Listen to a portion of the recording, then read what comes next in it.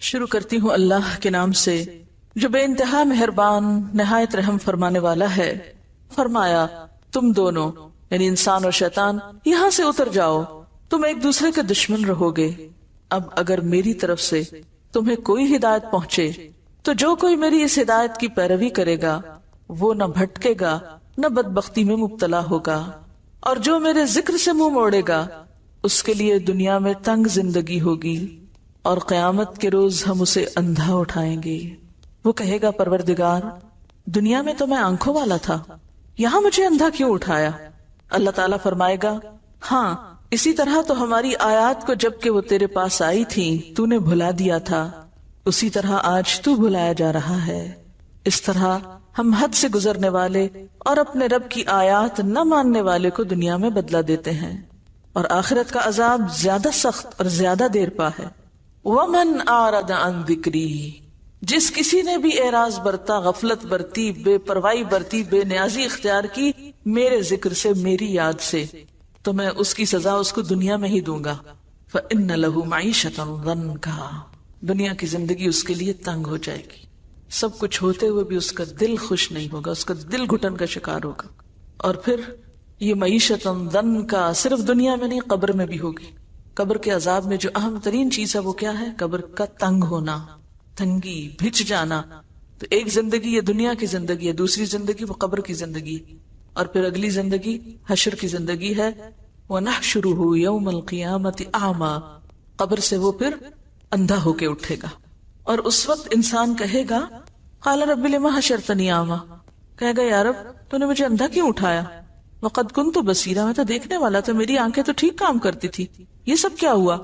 میں تو دیکھ سکتا تھا، دنیا میں تو میری بینائی نہیں گئی تھی، یہ آج میری بینائی کیوں چھن گئی؟ آج میری نظر کیوں چلی گئی؟ یہاں مجھے کیوں اندھا اٹھایا گیا؟ تو اس کو وجہ بتائی جائے گی۔ قال كذلك اتتك آیاتنا فنسیتها وكذلك اليوم تنسى، ہاں اسی طرح تو ہماری آیات کو جبکہ وہ تیرے پاس آئی تھی تو نے بھلا دیا تھا۔ ہماری آیات کے بارے میں تم نے اپنی آنکھیں بند کر رکھی تھی، ہماری نشانیاں تجھے نظر نہ آتی تھیں، ہمارے کلام، ہماری یاد، ہماری بات کی طرف توجہ کرنے کا تمہارے پاس وقت ہی نہ تھا، وہ تو تمہاری ترجیحات میں سے ہی نہ تھا۔ وَكَذَلِكَ الْيَوْمَ تُنْسَى، آج تمہاری سزا یہ کہ تم بھی بھلائے جا رہے ہو، تمہارا بھی کوئی پرسان حال نہیں۔ خلاصہ کیا ہے؟ وَكَذَلِكَ نَجْزِي مَنْ أَسْرَفَ، وَكَذَلِكَ نَجْزِي مَنْ أَسْرَفَ، جو بھی حد سے بڑھتا ہے ہم اس کو ایسی ہی جزا دیتے ہیں۔ وَلَمْ يُؤْمِن بِآيَاتِ رَبِّهِ، اور اپنے رب کی آیات کو مانتا نہیں ہے۔ نہ ماننے سے کیا مراد ہے؟ قبول نہیں کرتا، عمل نہیں کرتا۔ وَلَعَذَابُ الْآخِرَةِ أَشَدُّ وَأَبْقَىٰ، اور البتہ آخرت کا عذاب زیادہ شدید اور زیادہ باقی رہنے والا ہے۔ کس کے مقابلے میں؟ دنیا کی معیشت ضنکا کے مقابلے میں۔ تو بات یہ ہے کہ کیا یہ سچی بات ہے؟ ذکر کے بغیر دنیا میں زندگی تنگ ہوتی ہے؟ کیا واقعی آپ کو معلوم، اور صرف معلوم نہیں یقین بھی ہے کہ قیامت کے دن کچھ لوگ اندھے اٹھائے جائیں گے؟ کیا واقعی ایسا ہونے والا ہے؟ اور اگر یہ سچ ہے اور ایسا ہی ہونے والا ہے تو پھر ہمیں صرف اپنی ہی نہیں ان سارے لوگوں کی فکر کرنی ہے جو اللہ کے ذکر سے، اللہ کی طرف سے آئی ہوئی نصیحت سے بالکل اندھے بنے ہوئے ہیں اس زندگی میں، اس دنیا میں۔ یہ اگنور کیے جانے کے لائق بات نہیں، یہ بہت اہم بات ہے۔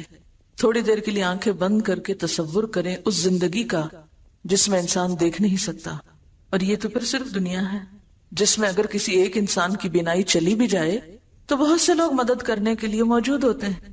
اب تو ایسے ادارے بن چکے ہیں، ایسی فاؤنڈیشنز ہیں، ایسے انتظامات ہیں جن سے اس دنیا میں نابینا لوگوں کو بہت سی فیسلٹیز پرووائڈ کی گئی ہیں کہ وہ اپنی زندگی میں انڈیپینڈنٹلی کام کر سکیں، اپنا چلنا پھرنا، حتیٰ کہ پڑھنا لکھنا۔ لیکن قیامت کے دن کون کس کا مددگار ہوگا؟ کون کس کے کام آئے گا؟ اور کیا یہ سچ نہیں کہ من کان فی ہذہ اعمی فہو فی الآخرۃ اعمی واضل سبیلا، جو شخص اس دنیا میں اندھا بن کے رہا، اس نے آنکھیں نہ کھولی، اس نے اس ذکر کو نہیں پڑھا، اس نے اللہ کو یاد نہیں کیا، تو قیامت کے دن بھی وہ اندھا ہی اٹھایا جائے گا، اور بھی زیادہ راستے کے اعتبار سے بھٹکنے والا ہوگا، اس کو راستہ ہی نہیں ملے گا۔ کیا واقعی یہ ایسی آیت ہے کہ جس پر انسان غور کیے بغیر گزر جائے اور جس پر عمل کرنے کی کوئی تدبیر نہ سوچے. لہذا بے حد ضروری معلوم ہوتا ہے کہ ہم ان آیات کی روشنی میں ذکر کے معنی کو بھی سمجھیں اور پھر ذکر کے بارے میں جو ہمارے دین میں ہمیں تعلیمات دی گئی ہیں اس کی روشنی میں اپنے عمل اور اپنے کردار کا بھی جائزہ لیں کہ کہیں ایسا تو نہیں کہ ہم قرآن پڑھتے ہوئے بھی، ہم ذکر کرتے ہوئے بھی اللہ کو یاد ہی نہ کرتے ہوں. تو آج ہم گفتگو کریں گے ذکر کی حقیقت کے بارے میں کہ ذکر کیا چیز ہے، ذکر کیسے کرنا چاہیے، ذکر کی کتنی قسمیں ہیں، اور پھر سب سے اہم بات ذکر کا اصل مفہوم کیا ہے، ذکر کی روح کیا ہے، اور اس ذکر کا جو قرآن کی شکل میں ہے حق کیسے ادا کیا جائے، اس کے لیے آنکھوں کو کیسے کھولا جائے کہ قیامت کے دن بھی دیکھنے والوں میں سے اٹھے. قرآن پاک کی ایک سورت ہے سورت الاعلی، اس میں اللہ سبحانہ وتعالی فرماتے ہیں قد افلح من تزکا وذکر اسم ربہ فصلی بل تؤثرون الحیاۃ الدنیا والآخرۃ خیر وابقی ان ھذا لفی الصحف الاولی صحف ابراہیم و موسیٰ. کیا معنی ہے اس آیت کا؟ قد افلح، یقیناً فلاح پا گیا، کامیاب ہو گیا. کون؟ من تزکا، جس نے اپنا تزکیہ کر لیا، اپنے دل کا، اپنے خیالات کا، اپنے اخلاق کا، اپنی عادات کا تزکیہ کر لیا، اس میں سے قبیح چیزیں نکال پھینکی. وذکر اسم ربہ، اور اپنے رب کا نام یاد کرتا رہا، یعنی اپنے رب کی یاد اختیار کی، ذکر کیا. فصلی، پھر نماز بھی پڑھی. لیکن کچھ لوگوں کے پاس ان تینوں چیزوں کے لیے وقت نہیں جو کہ ان کو کامیابی کی طرف لے جانے والی ہیں. قد افلح من تزکا، نہ تزکیے کے لیے وقت ہے، وذکر اسم ربہ، نہ ذکر کا وقت ہے، نہ ذکر کی طرف دھیان ہے. فصلی، اور نہ نماز ہی کی طرف توجہ ہے. کیوں؟ اس لیے کہ بل تؤثرون الحیات الدنیا، بلکہ تم دنیا کی زندگی کو ترجیح دیتے ہو. دنیا کی محبت کی وجہ سے تم اپنے ان فرائض کو بھولے ہوئے ہو جن پر تمہاری کامیابی کا انحصار ہے. والآخرۃ خیر وابقی، اور تمہیں یہ بھی بھول گیا کہ آخرت زیادہ اچھی جگہ ہے اور زیادہ باقی رہنے والی ہے. اس دنیا کی نسبت وہ گھر جو ہمیں کل ملنے والا ہے وہ زیادہ اچھا گھر ہے. ان ھذا، یقیناً یہ باتیں لفی الصحف الاولی، پہلے صحیفوں میں بھی موجود ہیں. اس سے کیا پتہ چلتا ہے کہ کامیابی کے یہ اصول ابدی ہیں. ابدی کا کیا معنی ہوتا ہے؟ ہمیشہ سے، ان میں کوئی شک نہیں. ہر دور میں یہی باتیں پیغمبرانہ تعلیم کا حصہ رہی ہیں، اور خاص طور پر صحف ابراہیم و موسیٰ، ابراہیم اور موسیٰ علیہ السلام کی تعلیمات ان کی کتابوں اور ان کے صحیفوں میں بھی یہی باتیں تھی. یعنی ساری تعلیمات کا نچوڑ یہی ہے. تو گویا دین کی تعلیم یہی ہے. پہلی چیز کہ تزکیہ نفس ہو، تزکیہ قلب ہو، تزکیہ اخلاق ہو. کس لیے یہ ساری صفائی، یہ اہتمام؟ آپ گھروں کی صفائی کیوں کرتے ہیں؟ ڈیکوریشن کیوں کرتے ہیں؟ ہر چیز کو کیوں تیار کرتے ہیں؟ کسی خاص مہمان نے آنا ہوتا ہے. دلوں کا تزکیہ کس لیے؟ کہ یہ دل اللہ کے لیے بنے ہیں. اس میں ہمیں سب سے محبوب ترین چیز کو یہاں مقام دینا ہے. تو یہاں سب سے محبوب ترین ہستی اللہ رب العزت کی ذات، یہ دل تو اس کے لیے. اتنی قیمتی چیز، اتنی قیمتی جگہ، یہ دنیا کی ٹھیکریوں کے لیے تو نہیں ہے، دنیا کی حقیر چیزوں کے لیے تو نہیں ہے کہ ان کو یہاں بسا لیں. اس دل میں تو رب کی یاد ہونی چاہیے. جب تزکیہ ہوتا ہے اور رب دل میں آتا ہے تو پھر ہو نہیں سکتا کہ ہر دم رب کا نام اور رب کی یاد اور رب کا ذکر نہ ہو. کبھی ایک شکل میں، کبھی دوسری شکل میں، کبھی تیسری شکل میں. اس کی شکلیں اور صورتیں مختلف ہو سکتی ہیں. کہیں وہ ذکر نماز کی شکل میں ہوگا، کہیں وہ ذکر دل ہی دل میں ہوگا، کہیں وہ ذکر زبان پر ہوگا، کہیں وہ قرآن کی شکل میں ہوگا. لیکن یہ نہیں ہو سکتا کہ ایسے شخص کی زندگی پھر اپنے رب کی یاد سے خالی ہو جائے. یہ نہیں ہو سکتا. اور جب یہ خصوصیات انسان کے اندر حقیقی معنوں میں آتی ہیں تبھی اس کا دل اس دنیا کی بجائے آخرت کا چاہنے والا ہو جاتا ہے. جبھی پھر اس کی نمازیں بنتی ہیں. فصلی، اور نماز ہے کیا؟ اقم الصلاۃ لذکری، نماز تو ہے ہی اللہ کی یاد کے لیے، اللہ کے ذکر کے لیے.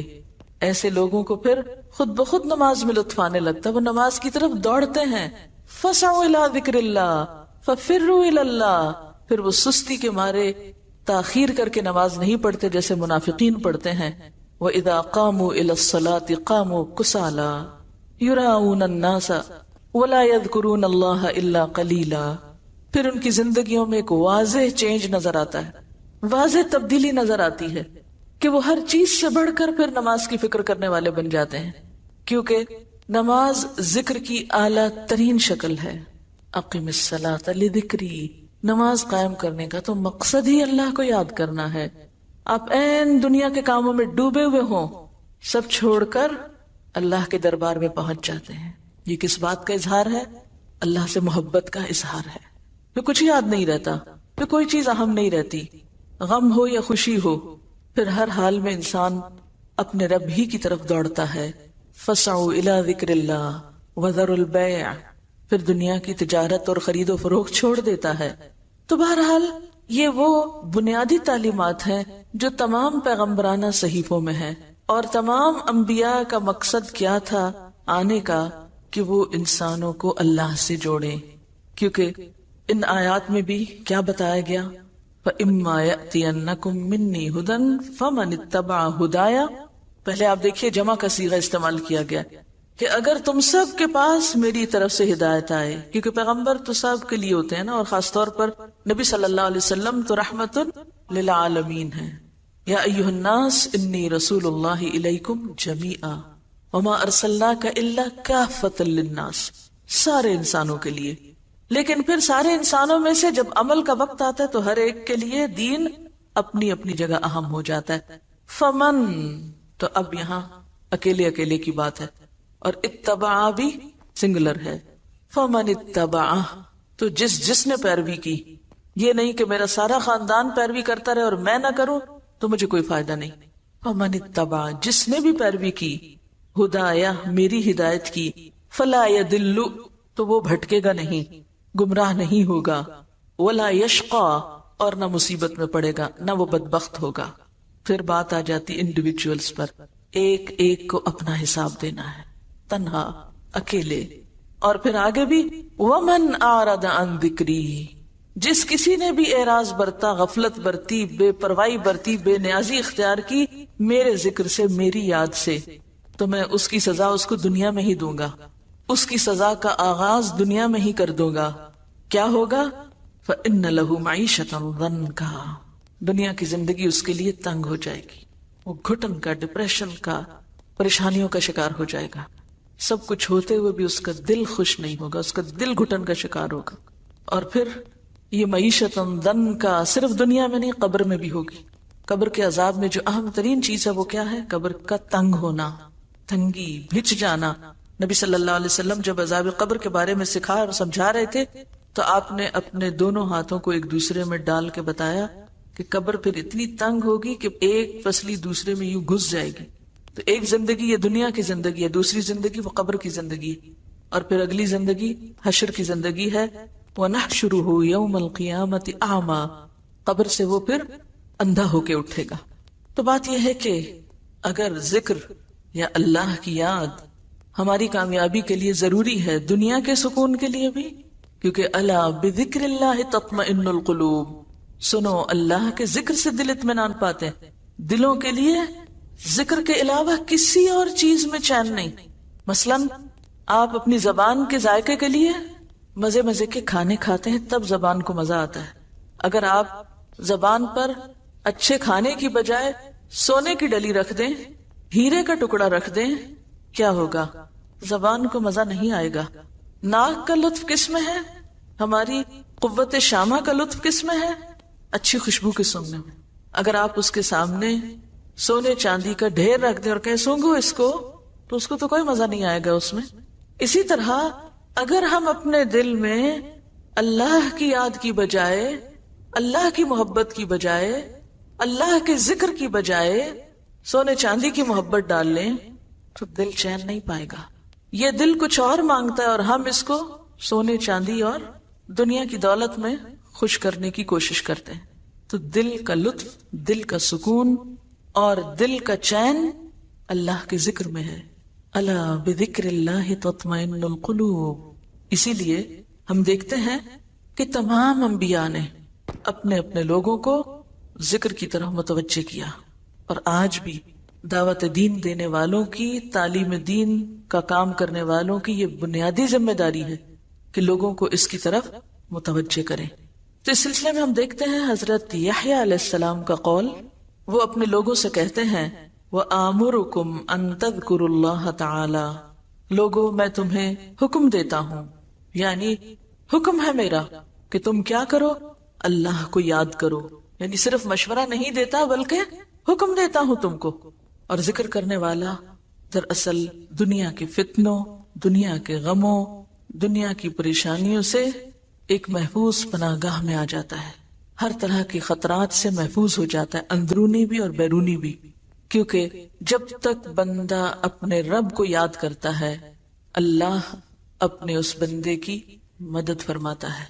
امام ابن القیم کہتے ہیں کہ ذکر کرنے والے کی مثال ایسے ہی ہے جیسے وہ شخص جس کے پیچھے جلدی سے دشمن چڑھ دوڑے. یعنی اس کے پیچھے کوئی دشمن لگا ہوا ہو. ذرا تصور کریں کہ کوئی پیچھے لگا ہوا ہے آپ کے اور پکڑنے لگا آپ کو. کون ہے دشمن؟ کھلا دشمن، سب جانتے ہیں. کیا وہ کبھی کبھی پیچھے لگتا ہے؟ ہر وقت لگا ہوا ہے اور ہمیں پتہ ہی نہیں، اور ہم اس کا نشانہ بنے ہوئے ہیں، لٹ رہے ہیں اس کے ہاتھوں. تو فرمایا کہ وہ شخص جس کے پیچھے دشمن چڑھ دوڑے اور وہ بھاگتے بھاگتے بھاگتے جلدی سے کسی مضبوط قلعے میں داخل ہو کے اپنے آپ کو بچا لے. یعنی جیسے کوئی دشمن پیچھے آتا ہے تو انسان کیا کرتا ہے؟ جلدی سے کسی قلعے میں، کسی عمارت میں بند ہوتا ہے. تو عموماً آپ ذرا سوچیں، خدا نخواستہ کوئی گھر میں چور آ جائے تو آپ کیا کرنے کا سوچتے ہیں؟ کبھی کبھی آپ سوچتے ہیں نا اگر خدا نخواستہ یا چور آ گئے تو میں کیا کروں گی؟ تو آپ کا کیا جواب ہوتا ہے؟ میں جلدی سے غسل خانے میں گھس جاؤں گی اور میں کنڈی لگا لوں گی، یا کمرہ دروازہ بند کر لوں گی، میں اندر نہیں آنے دوں گی. ایسے بیٹھے بیٹھے سوچتے ہیں نا اپنے بچاؤ کے طریقے. تو بالکل اسی طرح ذکر کرنے والا ایسا ہے کہ جو اپنے دشمن سے بچاؤ کے لیے قلعے میں چلا جائے اور اس کا دروازہ بند کر دے اور دشمن باہر ہی ناکام و نامراد لوٹ جائے. یعنی ذکر اس طرح انسان کو شیطان کی شر اور شیطان کی دشمنی اور اس کے وسوسوں سے محفوظ کرتا ہے.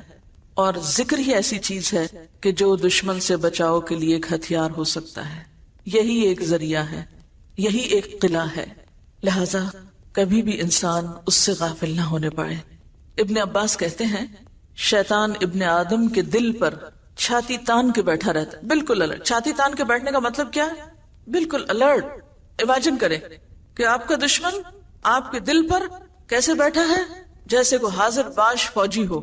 بس جب وہ بھول یا غفلت کا شکار ہوتا ہے یعنی دل، تو فوراً حملہ آور ہوتا ہے، وسوسے ڈالتا ہے.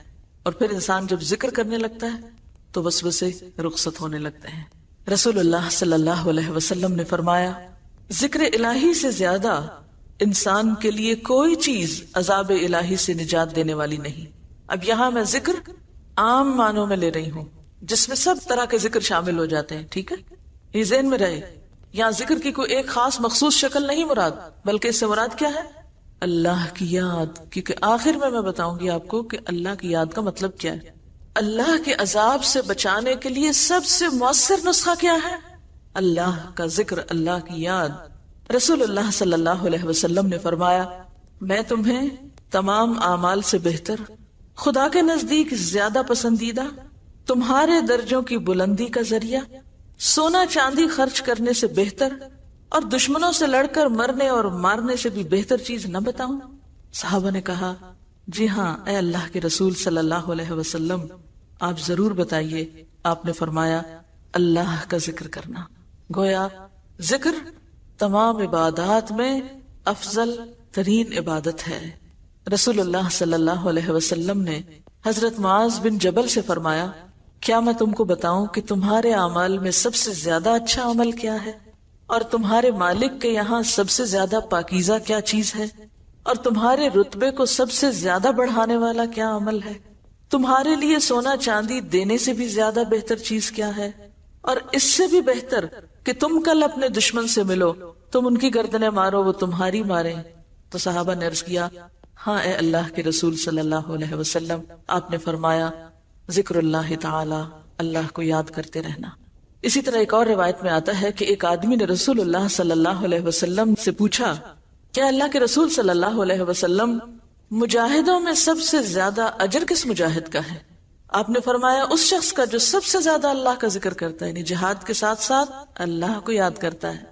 پھر آدمی نے پوچھا کہ روزہ داروں میں سب سے زیادہ اجر کس کا ہے، یعنی کس روزہ دار کا اجر باقی روزہ داروں سے زیادہ ہے؟